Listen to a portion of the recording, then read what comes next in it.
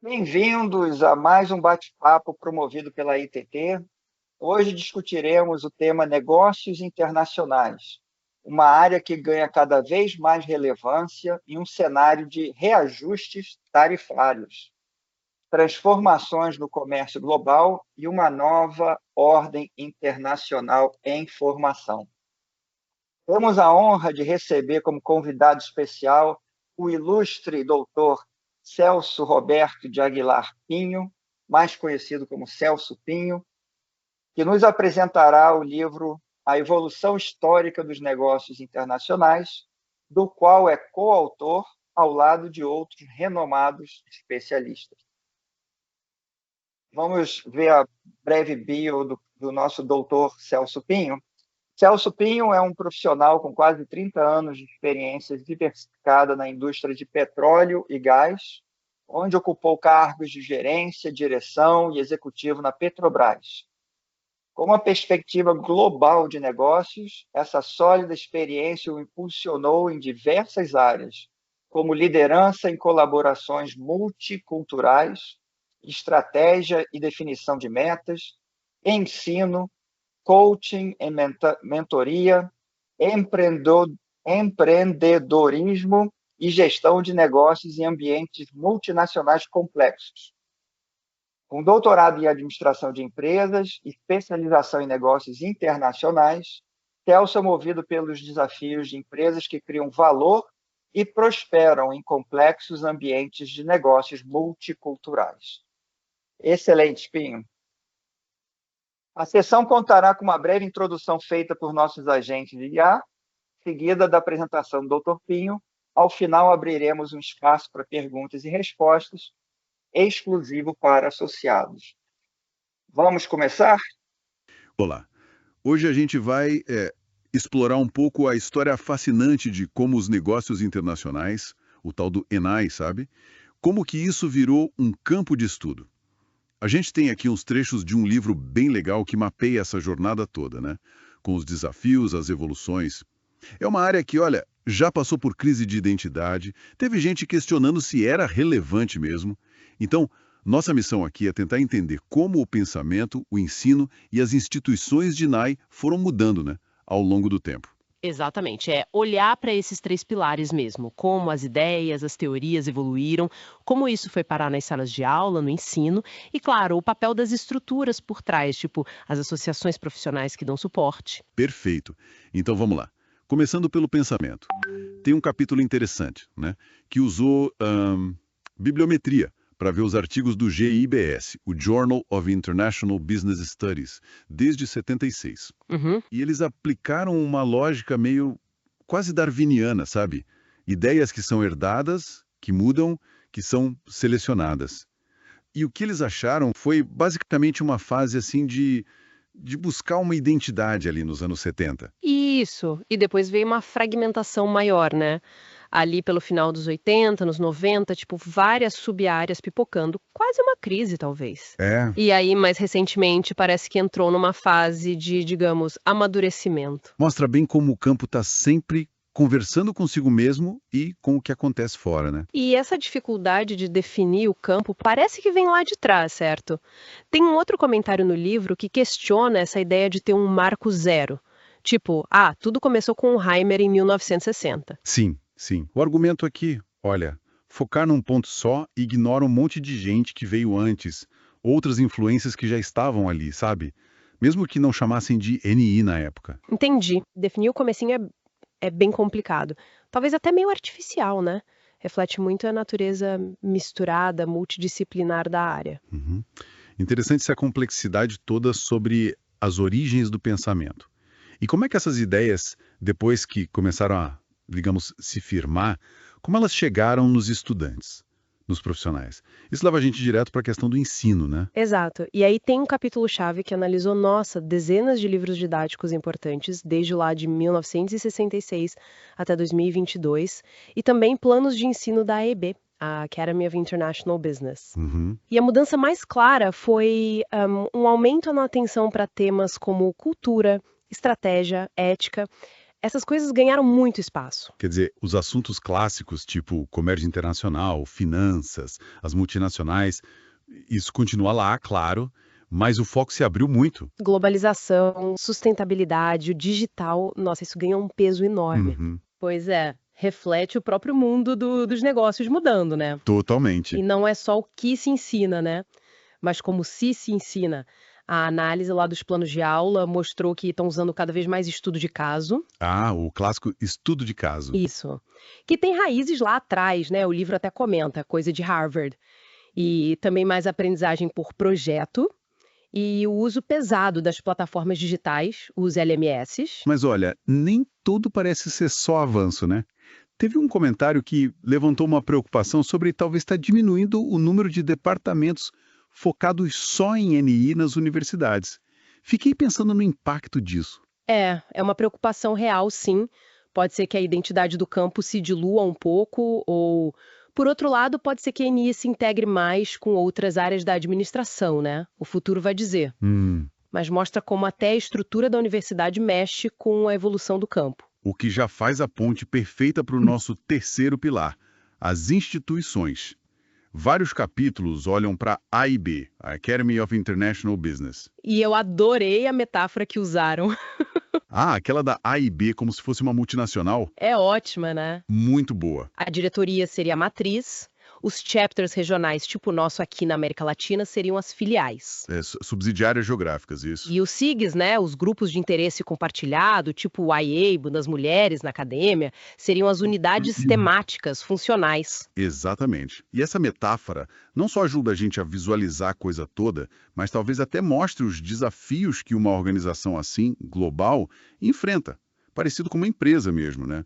De coordenação, estratégia. Sem dúvida. E para amarrar tudo, tem um capítulo que compara NIS com outras áreas da administração. E ele destaca umas coisas que tornam ENAI diferente. Tipo o quê? Bom, parece que NAI é mais puxado por coisas que acontecem no mundo real, sabe? Fenômenos. É super multidisciplinar por natureza e, historicamente, teve que ralar mais para ganhar legitimidade acadêmica. Ah, entendi. E outro comentário no livro reforça isso, essa busca contínua por reconhecimento, por um lugar ao sol na academia. Então tá.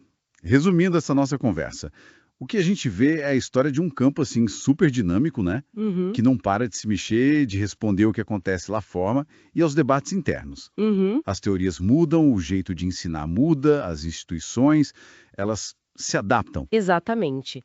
E entender essa caminhada não é só curiosidade histórica, não. Dá um contexto essencial para a gente analisar o que está rolando hoje, sabe? Tanto nos negócios globais quanto na pesquisa. Verdade. Mostra bem o ciclo de vida de uma área do conhecimento, como ela nasce, como ela se adapta, e até esses momentos de se questionar sobre o próprio futuro. E para fechar, fica aqui uma provocação para quem está ouvindo a gente. As fontes que a gente usou mencionam essa preocupação, sabe? De NI talvez estar, sei lá, perdendo o controle do seu próprio conhecimento, da sua relevância. Pensando nessa história toda de evolução, de fragmentação, de adaptação constante, qual que poderia ser o próximo passo, hein? O próximo movimento evolutivo para os negócios internacionais conseguirem não só sobreviver, mas tipo serem ainda mais relevantes nesse mundo complexo de hoje. Com certeza. E assim terminamos nossa análise de hoje. Espero que tenham gostado. Até a próxima!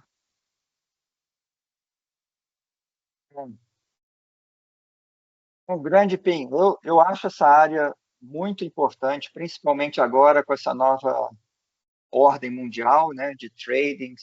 Acho que international business vai crescer, no meu ponto de vista. E a gente quer ouvir de você agora, você que fez esse capítulo do livro, pode compartilhar com a gente aí, PIN. Olha só, para começar, a gente tem que falar um pouco da motivação para esse estudo. Esse estudo, na verdade, foi um grande esforço colaborativo que se iniciou em 2019,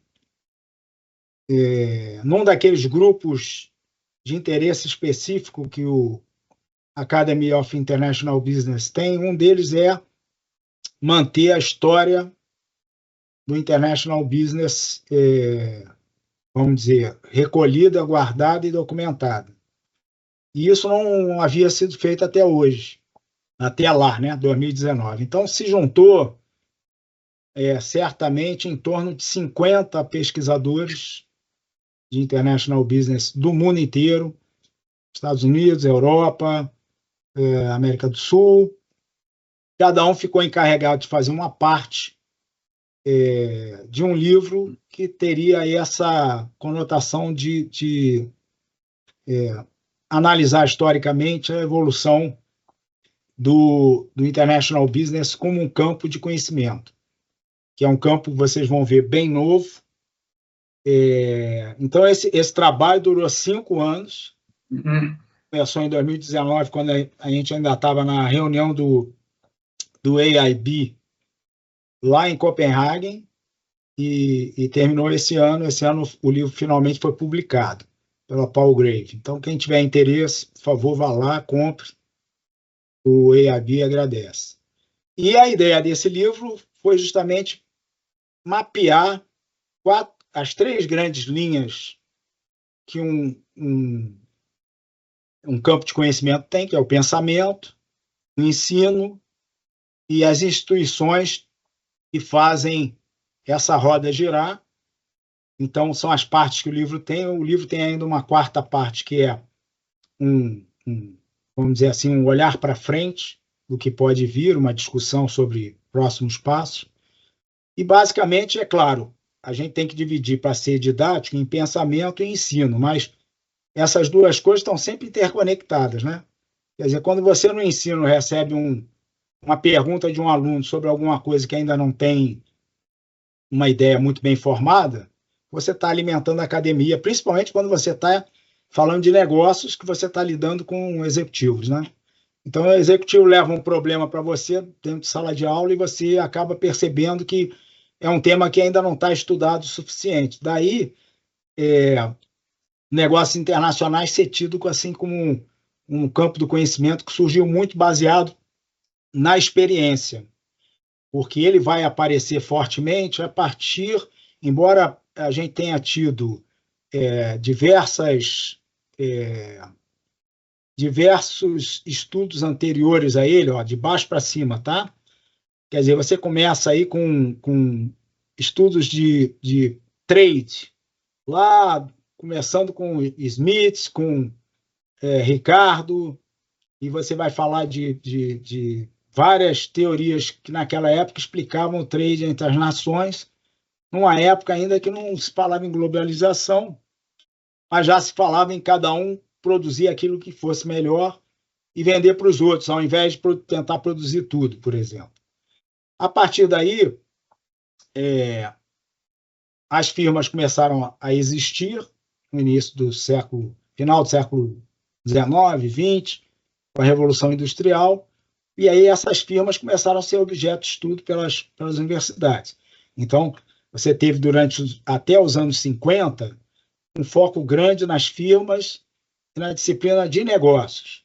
Ainda muito falando localmente, né? Porque as empresas eram muito locais.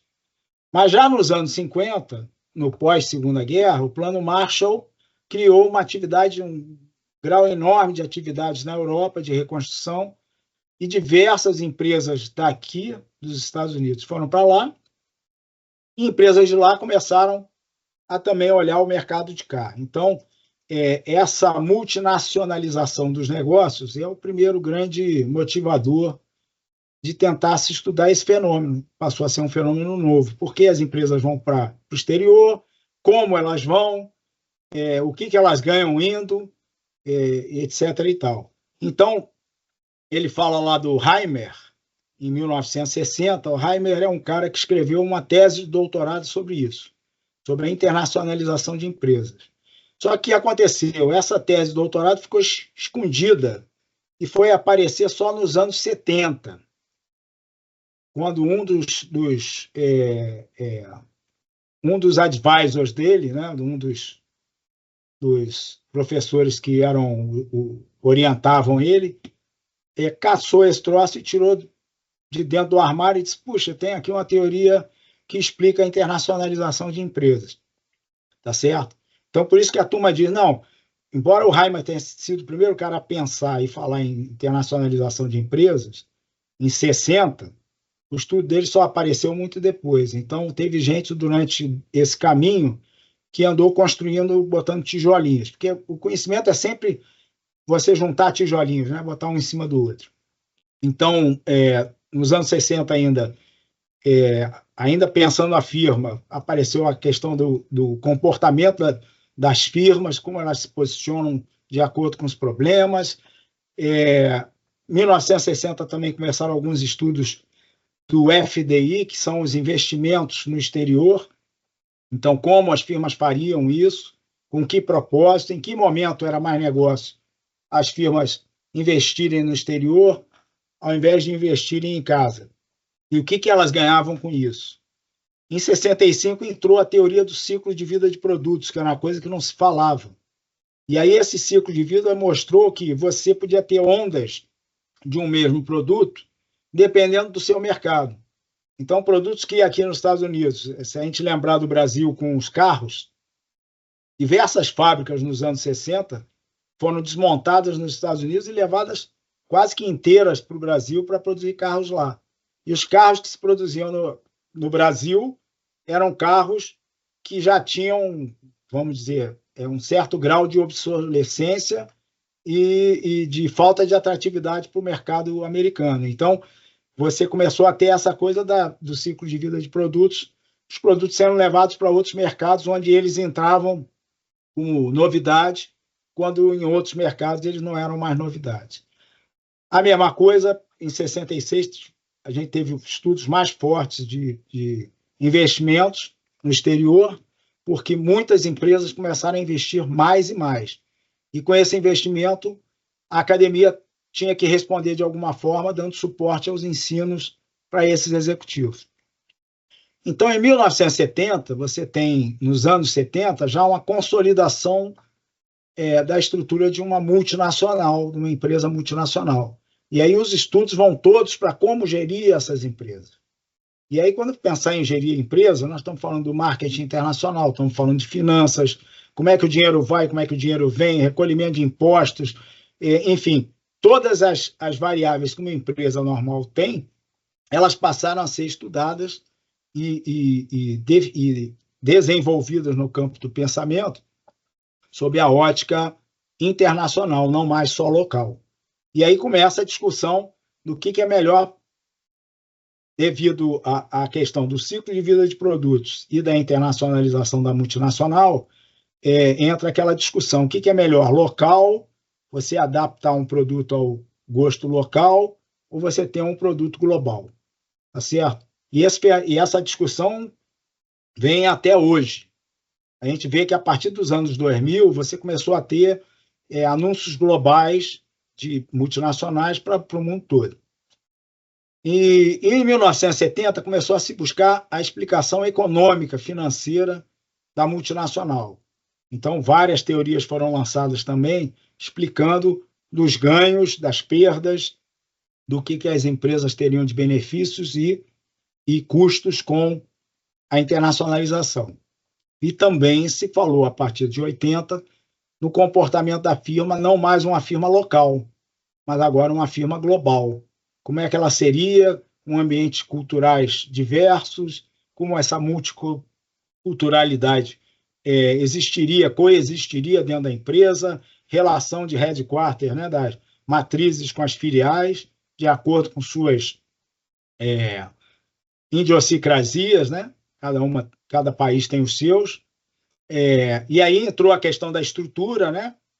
Matriz, filiais, quem manda, como faz, função, unidade de negócios, e acabou desaguando na questão da globalização nos anos 90, gerando aí sim a globalização da cadeia de suprimentos, que é o que a gente vê hoje, até hoje, né? Apesar de haver alguma resistência e discussão quanto a isso, a globalização trouxe supply chains multinacionais. Então, você tem um produto que é produzido na China, com peças que vêm da Tailândia, de Singapura, enfim, o chip vem de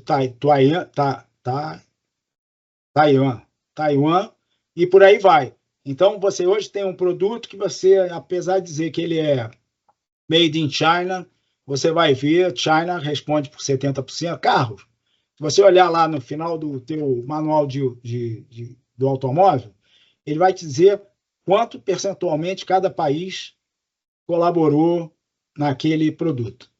E por aí vai. E a partir de 2010, a discussão era mais como a firma ia para novos mercados. Então, em síntese, você vê que o fenômeno vai aparecendo, o pensamento vai desenvolvendo e o ensino vai atrás, colocando em sala de aula para preparar os executivos para seguir em frente.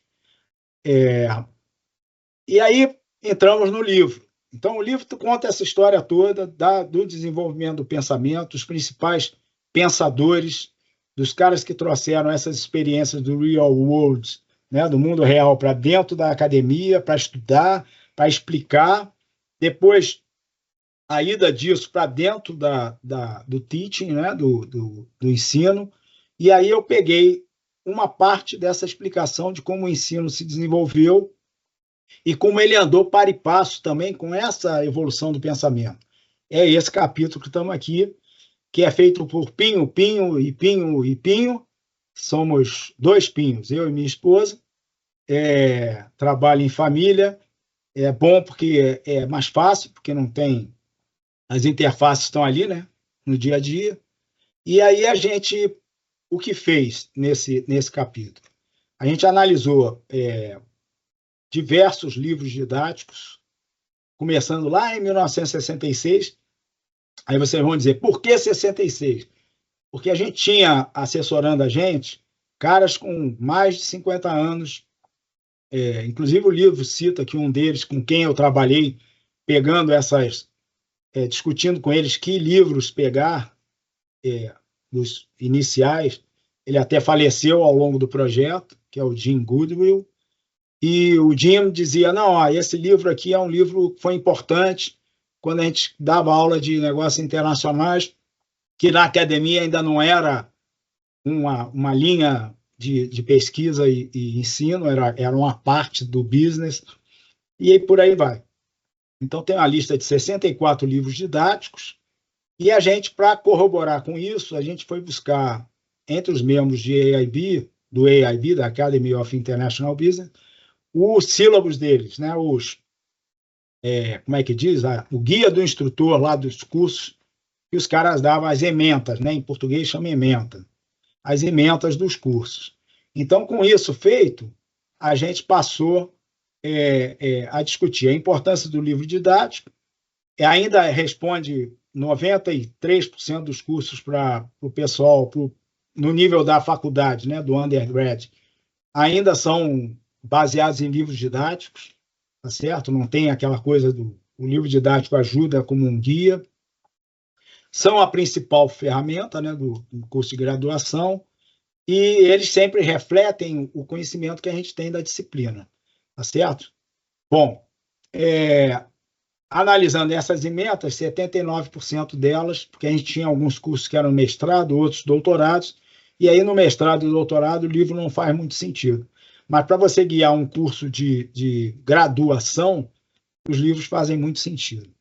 E então, a análise do conteúdo de 64 livros, essa lista foi validada por esses 3 caras mais sêniores, mais antigos no International Business. Coletamos 70 ementas, tivemos uma literatura auxiliar para nos ajudar a entender por que determinados temas estavam nos livros didáticos, e esse é o número, né? Foram 32 mil páginas, 64 livros, na média cada livro com 506. Mas aí vocês veem, lá no início, a média era 164 páginas. Por quê? Porque lá no início, nos anos 60, vocês vão ver, os temas abordados eram muito poucos. Eram como o cara vai gerenciar no exterior, como o cara se comporta no exterior, etc. e tal. Para fazer uma análise melhor dos temas, a gente dividiu os tópicos em 2 categorias. Uma do ambiente de negócios internacional, que aí compreende cultura, globalização, trade, investimento no exterior, multinacionais, como os modos que elas entram em parcerias ou tendo subsidiárias, etc. e tal, investimento no exterior, os riscos, política econômica e sistemas legais, que é muito importante quando você vai para o exterior, e a parte de ética e responsabilidade social que vem emergindo aí como uma parte importante do ambiente de fazer negócios internacionais. E aí tem as funções clássicas de empresa, marketing, TI, operações e supply chain, finanças e contabilidade, human resources e gestão e estratégia. Então, com essas categorias, vocês podem ver aqui, não está muito claro, espero que vocês estejam conseguindo ver, cada um deles é uma cor aqui, você vai vendo que eles vão dançando. Dos anos 60, você tinha uma prevalência, por exemplo, de falar de gestão e estratégia, já nos anos 2000, você tem uma prevalência do marketing, do falar de como fazer, como ir lá vender teu produto, price, né? Publicidade, etc. e tal. E também começa a aparecer umas coisas. Nos anos 60, ninguém falava em cultura como um fator importante de fazer negócios. Quem já negociou algum contrato ou fez negociação com empresas de outros países, sabe que a cultura do cara de lá é muito importante para você fazer ter uma reunião produtiva. Então, cultura é uma coisa que começou a aparecer e cresceu.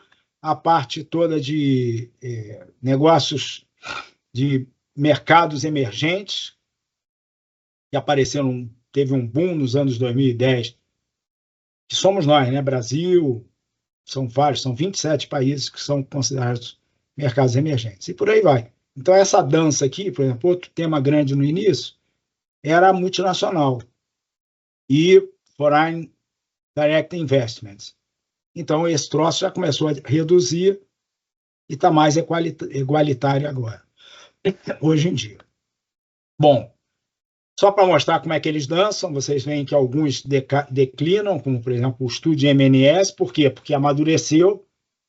MNS foi muito estudado no início, todo mundo começou a entender MNS, ela passou a ser um tema menos importante dentro do ensino e dividindo atenções com outros temas que subiram aqui, cresceram.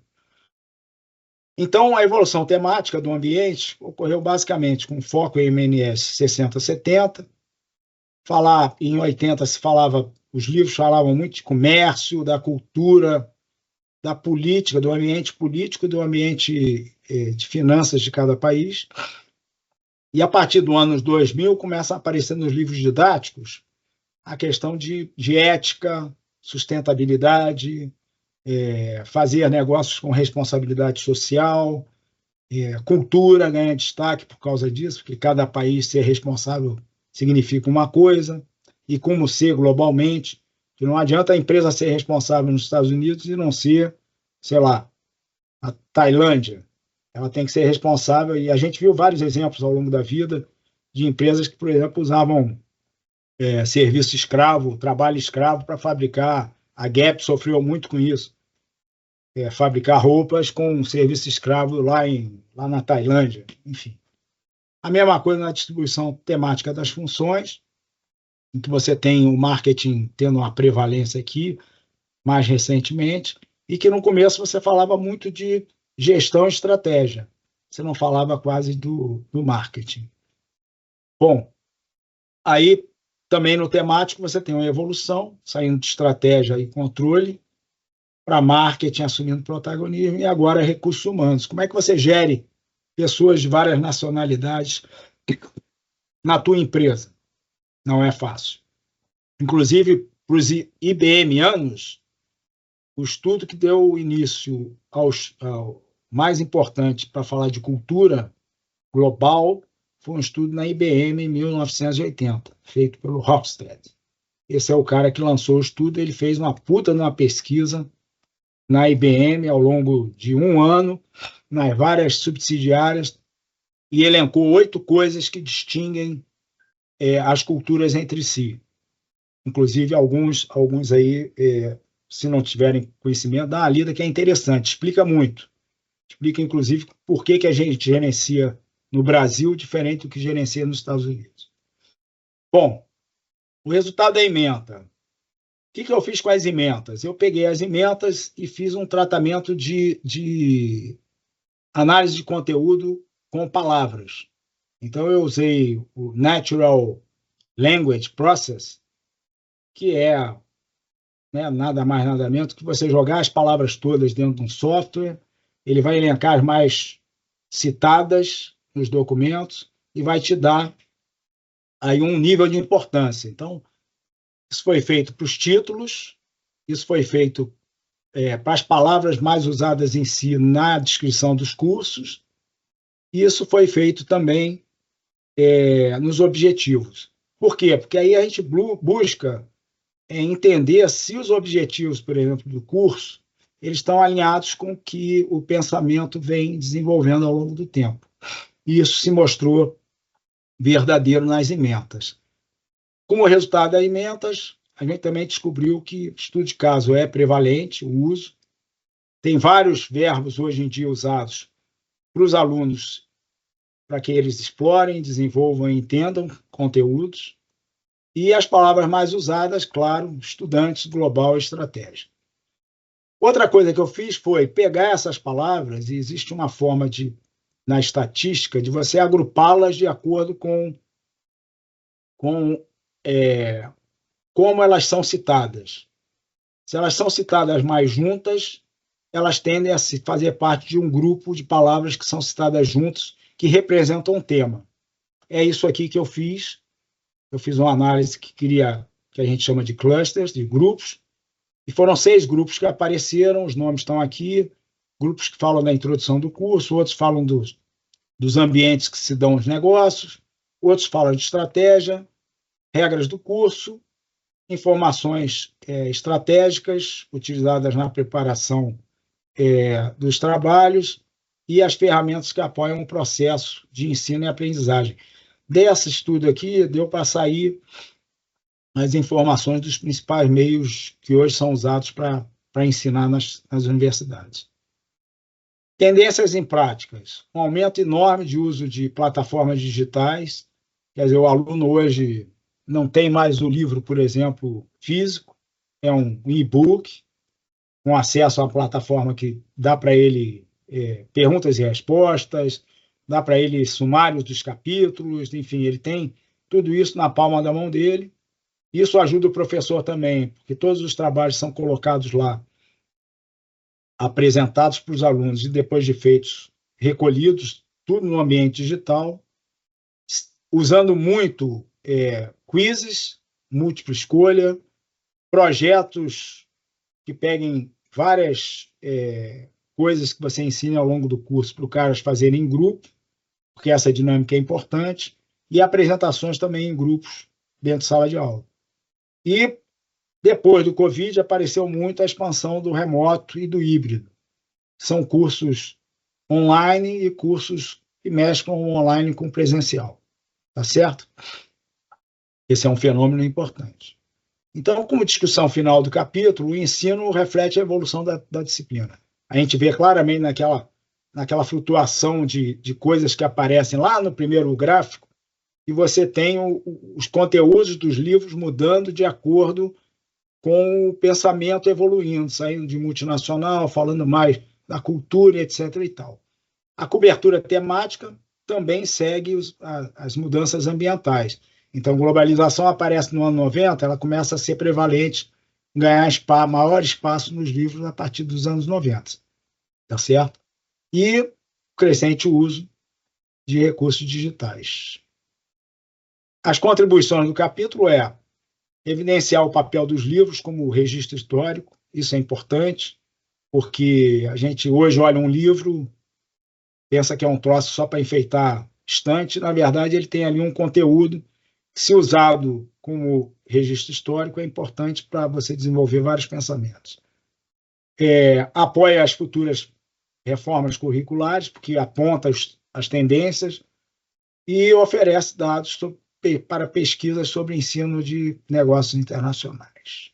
Isto posto, volto ao orador principal da noite.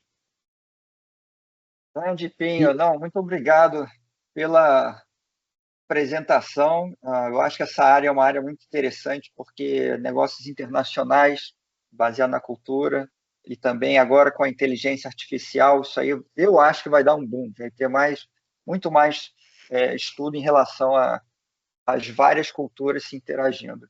Obrigado pelo seu tempo, obrigado, pessoal, por assistir. Agora a gente vai fazer a perguntas e respostas, uma sessão de perguntas e respostas, que é só para associados. Mas, por enquanto, vamos fechar essa sessão.